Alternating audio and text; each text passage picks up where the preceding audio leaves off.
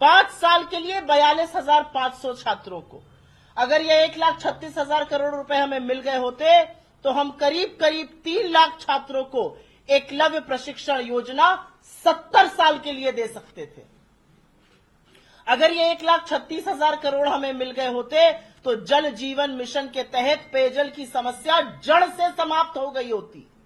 अगर ये 1,36,000 करोड़ रुपए पर कुंडली मारकर केंद्र सरकार हमारे पैसे पर ना बैठी होती तो 42,500 छात्रों को जो फॉरेन भेजकर, जो विदेश भेजकर पढ़ाने की छात्रवृत्ति है वो मिल गई होती। अगर ये पैसा 1,36,000 करोड़ जो हमारा पैसा हमें मिल गया होता झारखंड में तो 68 लाख किसानों का 2 लाख रुपए का ऋण माफ हो गया होता। 68 लाख किसानों का 2 लाख तक का ऋण माफ हो गया होता अगर केंद्र सरकार ने हमें यह पैसा दे दिया होता। अगर यह पैसा हमें दे दिया होता तो 68 लाख अबुआ आवास बन जाते। लेकिन यह पैसा हमें नहीं दिया गया और उसके बावजूद भी हमने जनहित और जन कल्याणी योजनाओं में कोई कमी नहीं आने दी। आपके साथ ये आंकड़े इसलिए साझा किए क्योंकि चुनाव का मौसम है और जुमले की बारिश करने वाले मैदान में उतर चुके हैं और बड़ी बड़ी बातें कर रहे हैं। तो उनसे ये सवाल पूछना है कि प्रभु सब कुछ तो ठीक है, 1,36,000 करोड़ हमारे कब दीजिएगा? दे दीजिएगा तो हमारे बच्चों का, हमारे युवाओं का, हमारे वृद्धों का, हमारे गरीबों का भला हो जाएगा। मैं यहां आने से पहले बीजेपी का घोषणा पत्र पढ़ रही थी। ये वही बीजेपी है जिसने 500 का सिलेंडर राजस्थान में देने की बात करी थी। मैं उत्तर प्रदेश से आती हूं, आपका लगा हुआ राज्य है। उत्तर प्रदेश में कहा था हर होली हर दिवाली फ्री सिलेंडर मिलेगा। कितनी होली कितनी दिवाली बीत गई, फ्री सिलेंडर नहीं मिला, सिलेंडर का दाम 1000 के पार करा दिया। अब कह रहे हैं यहां पर 500 में सिलेंडर देंगे। अरे पहले राजस्थान में दे दीजिए, 6-7 महीना 8 महीना हो गया सरकार बने हुए। मैं पढ़ रही थी यहां पर रोजगार की बात कर रहे हैं। अरे 2 करोड़ जो सालाना रोजगार बनने थे अभी तक 11 करोड़ बन जाने थे, उनका क्या हुआ? यहां पर बात किसान के हक की हो रही है। एमएसपी की कानूनी गारंटी पर 750 किसानों की शहादत पर चुप रहने वाले, कानून न बनाने वाले यहां पर किसानों की बात कर रहे हैं। किस मुंह से आके झारखंड में आप बात करते हैं? आपके मैनिफेस्टो में सरना धर्म कोड भी नहीं है और असलियत यह है कि सरना धर्म कोड यहां की सरकार ने पास किया और 2 साल से आपके पास आपकी स्वीकृति के लिए दिल्ली में पड़ा हुआ है और आप उस पर कुछ नहीं कर रहे हैं। आपने लगातार सीएनपीटी को लगातार कमजोर करने का काम किया है जिससे आदिवासियों पर, वंचितों पर, शोषितों का आप शोषण कर सकते हैं। असलियत यह है कि आपकी सरकार ने आंगनबाड़ी में बच्चों का बजट आधा किया था। आपकी सरकार ने बुजुर्ग पेंशन को कम किया था। उल्टे हम अब सर्वजन पेंशन देने जा रहे हैं। पहली बार हिंदुस्तान के किसी राज्य में 50 वर्ष से ज्यादा के उम्र के व्यक्ति को यह पेंशन मिलेगी। अमूमन 60 साल से ज्यादा पर मिलती है। आपने 11 लाख राशन कार्ड खत्म किए थे, हमने वो बहाल किए और हमने नए लाभार्थी जोड़े। बातें बहुत है करने को, लेकिन यह सच है कि चाहे वो सरना धर्म कोड हो, आपसे सवाल पूछा जाएगा आपकी मंशा क्या है? आप क्यों आदिवासियों के संस्कृति पर, उन पर, उनके हक पर, उनकी जमीन पर, उनके जंगल पर, उनके जल पर कब्जा करके अपने पूंजीपति मित्रों को देने की फिराक में रहते हैं? सब लोग देख रहे हैं कि छत्तीसगढ़ में सरकार बनते ही कैसे वहां पर लाखों पेड़ काटकर आप अपने पूंजीपति मित्रों को देने का प्रयास कर रहे हैं। इनके लिए कुर्सी लगा दीजिए यहां पे। असलियत यह है कि ओबीसी का जो आरक्षण था वो 14% था, हमने बढ़ा के 27% किया और केंद्र सरकार इस पर तैयार नहीं हो रही है। हमारी इन चीजों को स्वीकृति क्यों नहीं मिल रही है, ये सवाल हम जरूर पूछना चाहते हैं। और हम ये भी पूछना चाहते हैं कि औनी पौनी हल्की बातें करके चुनाव के मुद्दों से भटकाने वाले लोग आखिर में क्या चाहते हैं झारखंड के लिए? आखिर में वो क्या चाहते हैं झारखंड की जनता के लिए? वो क्या चाहते हैं झारखंड के गरीबों के लिए, यहां के आदिवासियों के लिए, यहां के मध्यम वर्ग के लिए, यहां की महिलाओं के लिए और यहां के युवाओं के लिए? बहुत सारे सवाल हैं, आपके कुछ सवालों का जवाब जरूर दूंगी और वो सवालों का जवाब देना जरूरी है। लेकिन एक बात कहना चाहती हूं, नरेंद्र मोदी जी आए, आज झारखंड में है शायद, लंबी लंबी बातें करेंगे, लंबे लंबे जुमले भी फेंकेंगे और चले जाएंगे। उनसे पूछिएगा हमारे 1,36,000 करोड़ हमें कब मिलेंगे, और उनसे जरूर पूछिएगा कि परिवारवाद की बात आप करते हैं। 68 में से 33 टिकट आपने परिवार के लोगों को दिया है। मुझे कोई आपत्ति नहीं है परिवार से, जिसका परिवार होता है उसको परिवार की चिंता होती है। जो परिवार की चिंता करता है वो आस पड़ोस के लोगों की भी चिंता करता है, बच्चों की चिंता करता है, युवाओं की चिंता करता है। यह असलियत है। आपने अर्जुन मुंडा की पत्नी को टिकट दिया, आपने रघुवर दास की बहू को टिकट दिया, आपने चंपई सोरेन के बेटे को टिकट दिया। ऐसा कौन है जिसको आपने टिकट नहीं दिया?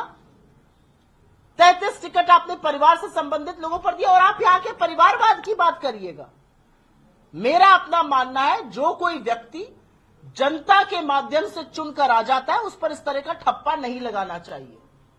जनता जिस पर मोहर अपने आशीर्वाद की लगा देती है वो लोकतांत्रिक तरीके से चुनकर आता है। परिवारवाद कहकर आप जनता का मनोबल, जनता के मताधिकार, जनता के मत का अपमान करते हैं। लेकिन क्योंकि आप परिवारवाद की बात करते हैं तो ये 33 टिकट की असलियत बता दीजिए आज, क्यों और कैसे इनको दिया गया। और असलियत यह है कि बीजेपी के पास ना कोई नीति है, ना कोई दृष्टि है, ना कोई दृष्टिकोण है, ना कोई व्यापक समझ है। असलियत यह है कि उनको एक नेता भी इंपोर्ट करके लाना पड़ा जो एक सेफ सीट ढूंढते रह गए और अब जो सीट मिली है वहां पर हारने की कगार पर है। असलियत यह है कि एक दूसरे का मुंह देखने को तैयार नहीं है। और असलियत यह है कि असम के मुख्यमंत्री को लाकर यहां पर बिठा दिया गया है और वो वही कर रहे हैं जो बीजेपी करती है, जिसके बिना वो चुनाव नहीं लड़ सकते हैं, चाहे वो हिंदू मुसलमान हो, चाहे वो हिंदुस्तान पाकिस्तान हो, चाहे वो विभाजन की बात हो। हम मोहब्बत की बात करते हैं, हम प्रेम की बात करते हैं, हम उन लोगों की बात करते हैं जिनको संविधान ने हक दिया है। और मेरे नेता जैसे कहते हैं, इस देश के संविधान की रक्षा के लिए अगर हमें अपने प्राणों की आहुति देनी पड़े तो हम देने के लिए तैयार हैं। ये संविधान है जो आदिवासियों को, दलितों को, पिछड़ों को, गरीबों को उनका हक देता है, जिस हक को मारने की कोशिश भाजपा बार बार करती है। झारखंड की जनता देवतुल्य है, सम्मानित है और बहुत समझदार है। और जहां से भी खबर आ रही है हमारी दोबारा से सरकार बनने जा रही है, हम अपनी जन कल्याणी जनहित योजनाएं जारी रखेंगे, उनको और भी बेहतर बनाएंगे। और झारखंड एक चीज का हिसाब जरूर करेगा, झारखंड हिसाब करेगा अपने चुने हुए मुख्यमंत्री के तिरस्कार का, उसको प्रताड़ित होने का, उसके साथ जो अत्याचार हुआ उसका। झारखंड हिसाब करेगा कि जब चुनाव हो रहा था, जनरल इलेक्शन, तो झारखंड के मुख्यमंत्री को 2 दिन के लिए भी प्रचार के लिए नहीं निकलने दिया गया था। झारखंड बहुत सारे हिसाब करने जा रहा है। झारखंड देख रहा है कि कांग्रेस की सरकारें तेलंगाना में, कर्नाटका में, हिमाचल में कैसे चल रही हैं, और झारखंड ये भी देख रहा है कि छत्तीसगढ़ में आदिवासियों के साथ क्या हो रहा है, मध्य प्रदेश में महिलाओं के साथ क्या हो रहा है, यूपी में गरीबों के साथ क्या हो रहा है। झारखंड सब कुछ देख रहा है और झारखंड सब कुछ देखकर, सब समझकर नीतिगत फैसला करेगा। मुझे पूरा भरोसा है हमें पुनः सेवा का अवसर देगा। आपके सवालों का स्वागत है। बीजेपी आरोप लगा रही है कि यहाँ के आदिवासियों को बरगला रही है, उसे गुमराह कर रही है। यूसीसी हम लाएंगे तो उसमें आदिवासियों से बाहर रहेंगे, ये आरोप है कि बरगला रही है आदिवासियों को। बीजेपी की 19 राज्यों में सरकार है इस देश में। 19, 1 नहीं, 2 नहीं, 3 नहीं, 4 नहीं, 5 नहीं, 19 राज्यों में सरकार है। ले आए ना बाकी जगह यूसीसी। आप सरना धर्म कोड की बात नहीं करते अपने बजट में। किस मुंह से आप आदिवासियों का नाम लेते हैं? हमने यहां से पास करके भेजा हुआ है, 2 साल से आप उस पर कुंडली मार के बैठे हुए हैं। जहां पर इतने आदिवासी हैं वहां का 1,36,000 करोड़ रुपए बकाया आपने रखा हुआ है, जो इनके लाभ के लिए इस्तेमाल होना चाहिए था। बीजेपी किस मुंह से बातें करती है? बीजेपी चुनाव आने पे शगुफे छोड़ती है। अभी चुनाव खत्म हुआ था, एक वन नेशन वन इलेक्शन का शगुफा छोड़ा गया था, अभी खत्म हुआ है, अब एक ये यूसीसी का छोड़ा जा रहा है। ये इस देश का संविधान है। हमारे लिए इससे ज्यादा सम्मानित और इससे ज्यादा पवित्र दूसरा कोई ग्रंथ नहीं है। ये देश इस संविधान से चलेगा, क्योंकि ये संविधान इस देश के दलित को, इस देश के आदिवासी को, इस देश के पिछड़े को, इस देश के गरीब को, इस देश की महिला को वो हक देता है जो देश के सबसे अमीर आदमी का है, जो देश के प्रधानमंत्री का है, जो देश में किसी पुरुष का है। इस संविधान पर आंच आएगी तो हम बिल्कुल खड़े हो जाएंगे। और बीजेपी इस संविधान से चिढ़ती है। आपको याद होगा चुनाव के पहले उनके तमाम लोग संविधान बदलने की बात करते थे। संविधान बदलेगा तो किसका बुरा होगा? इन्हीं आदिवासियों का बुरा होगा। आदिवासियों की बात करना चाहती है बीजेपी, आए एक डिबेट करे। क्यों छत्तीसगढ़ के जंगल काट काट के पूंजीपतियों को दिए जा रहे हैं? क्यों धारावी में गरीबों की बस्तियां उजाड़कर अडानी को दी जा रही हैं? क्या बात करती है बीजेपी? किसी का भला नहीं करना है, सिर्फ और सिर्फ अडानी महाघोटाले को और बढ़ाना है। 3.25 करोड़ आपको पैसे दिए भाजपा ने, 3.25 लाख करोड़। उन्होंने कहा कि हमने 3.25 लाख करोड़ दिए, वो 1,36,000 मांग रही है। सवाल ये उठता है कि जो आपको पैसे दिए गए उसमें 55% जो कंट्रीब्यूशन है वो केंद्र का है, और आपने जो खर्च की वो 50% की खर्च नहीं की है, उन्होंने कहा। मैं आपके जो सवाल है उसमें जो शब्द आपने इस्तेमाल किया, और मुझे पूरा विश्वास है वो आपका शब्द नहीं है, वो बीजेपी का शब्द है। अपने नाना के घर से लाए थे पैसे, मोदी जी के दादा के घर से आया था पैसा। इस देश की सम्मानित जनता का पैसा है वो हर करदाता का पैसा है। इस देश का गरीब से गरीब आदमी जीएसटी देता है, आटे और दही पर जीएसटी दे रहा है। आप जैसे लोग इनकम टैक्स देते हैं, मेरे जैसे लोग इनकम टैक्स देते हैं। गरीब से गरीब आदमी डीएसएलआई तक पर तो जीएसटी दे रहा है, हवाई चप्पल पर तो जीएसटी दे रहा है, 400 रुपए की शर्ट पर तो जीएसटी आप वसूल रहे हैं। गरीब आदमी भी टैक्स देता है। ये देश की जनता का पैसा, बीजेपी के कोषाध्यक्ष ने साइन नहीं किया ये पैसा। पूरा पहले मुझे बोल लेने दीजिए। ये बीजेपी के कोषाध्यक्ष ने चेक साइन नहीं किया है। तो जो हमारा है हम उसके बारे में बिल्कुल पूछेंगे। हर राज्य को केंद्र के तरफ से पैसा आता है, इसमें कोई दो राय नहीं है। तो 55 दिया और हमने 50 खर्चा किया, ये सब बरगलाने की बातें हैं। खनन का 1,36,000 करोड़ आपके पास क्यों है? अगर आपके दो भाई हो और आपके भाई से आपका कितना भी प्यार हो या कितनी भी नफरत हो, अगर वो आपका पैसा मार के बैठेगा तो आप सवाल पूछिएगा। वो सवाल हम केंद्र सरकार से पूछ रहे हैं, इसके अलावा बाकी बरगलाने की बात है। मैडम, इसी में एक सवाल है कि 1,36,000 करोड़ कब का बकाया है? ये ड्यूरेशन क्या है? उन लोगों का आरोप है कि कांग्रेस की सरकारों ने झारखंड को नहीं दिया। इवन शिबू सोरेन जो कोयला मंत्री थे उस दौरान का ये पैसा है, तो क्या ये सही है? देखिए, ऐसा है, बीजेपी की एक फितरत है। जैसे इंडिया अभी एक सीरीज हार गई तो मैं इंतजार कर रही थी कि बीजेपी का कोई तो ये व्यक्ति कहे कि नेहरू जी की वजह से हार गए। तो बीजेपी की जो विफलताएं हैं, जितनी विफलताएं हैं, वो कांग्रेस पर मरने की आदत है। आप 1-2 साल की सरकार चला रहे होते तो आपकी बात हम मान जाते। आपको सरकार चलाते हुए 11 साल हो गए। अब तो थोड़ी तो थेथरई कम करिए। थेथरई तो शब्द आप सब लोग समझते ही होंगे, मैं भी पूर्वांचल की हूँ। पहले मुझे बोल लेने दीजिए, उसके बाद आप सवाल पूछिएगा। थोड़ी तो थेथरई कम करिए। 10 साल का है, मान लीजिए, दीजिए 10 साल का पैसा वापस। 10 साल से सत्ता में है ना आप बैठे हुए, 11 साल से क्यों नहीं पैसा दे रहे? झारखंड के पैसे पे कुंडली मार के आप क्यों बैठे? उस पैसे से क्या क्या नहीं हो सकता था? कब का पैसा है इसका हिसाब होगा। वो पैसा झारखंड के पास आए, इस पर चर्चा नहीं होगी। ये गलत बात है। कांग्रेस के पैसा है उसमें। मैं तो कह रही हूँ भाई, 11 साल से सत्ता में आप थे, दे दीजिए ना पैसा, काहे नहीं दे रहे? सरना धर्म कोड की बात की, 1951 तक सरना धर्म कोड लागू था, उसके बाद क्यों हटा सरना? नहीं, मैं सोशियोलॉजिकल आंसर में नहीं जाऊंगी कि क्यों हटा, लेकिन झारखंड के लोग, झारखंड की सरकार उसको लागू करना चाहती है। यहां से वो पारित हो चुका है, पारित होकर वो केंद्र के पास लंबित है। 2 साल हो गए हैं उसको वहां पर रखे हुए, जिस पर कोई एक्शन नहीं हो रहा। तो सवाल तो पूछा जाएगा। और यही सरना धर्म कोड, यही सरना धर्म कोड जब बीजेपी के मैनिफेस्टो में हमें नहीं दिखता है। सर, ये डिबेट नहीं है, प्रेस कॉन्फ्रेंस है। तो पहले मैं पहले बोल लूंगी, फिर आप सवाल पूछिएगा। आपने मुझसे पूछा क्यों हटा, मैं सोशियोलॉजिकल आंसर देने यहाँ नहीं आई हूँ। एक राज्य की मांग थी, एक चुनी हुई सरकार ने, विपक्ष ने तो ये नहीं किया, चुनी हुई सरकार जिसके पास मैंडेट था चुनाव के बाद, उसने कहा ये लागू होना चाहिए। लागू होने के बाद ये केंद्र के पास गया, इस पर मोहर लग जानी चाहिए थी। 2 साल से मोहर क्यों नहीं लगी, पहला सवाल ये है।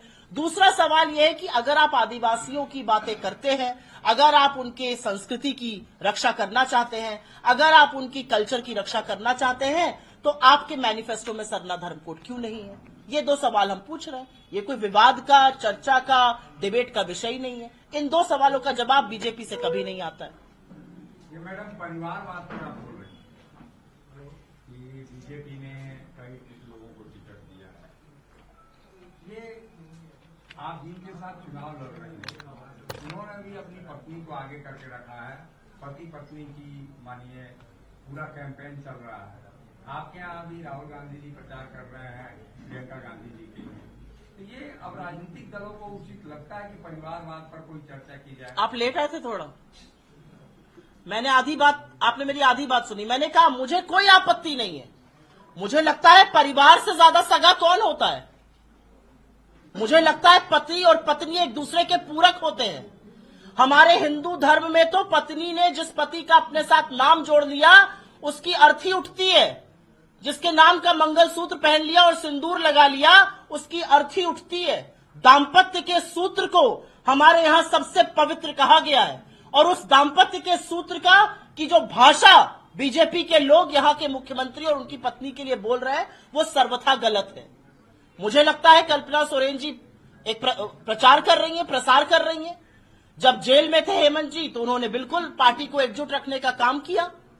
आपने भीतर घात करवाया पार्टी में, मुझे इसमें कोई आपत्ति नहीं लगती। प्रियंका जी के भाई है राहुल गांधी और राहुल गांधी वायनाड से सांसद थे, उन्होंने वो सीट छोड़ी, क्यों नहीं जाएंगे? मैं चुनाव लड़ूंगी तो क्या मेरे पति, मेरे बच्चे, मेरे भाई चाचा नहीं आएंगे? क्यों नहीं आएंगे? यानी राजतंत्र मुझे ऐसा लगता है परिवार को तिरस्कृत करना गलत है। मेरी बात सुनिए आप, आपने मेरी आधी बात सुनी। मैंने आपसे क्या कहा? आप चुनाव लड़िए, आप अपने लड़के को लड़वाइए।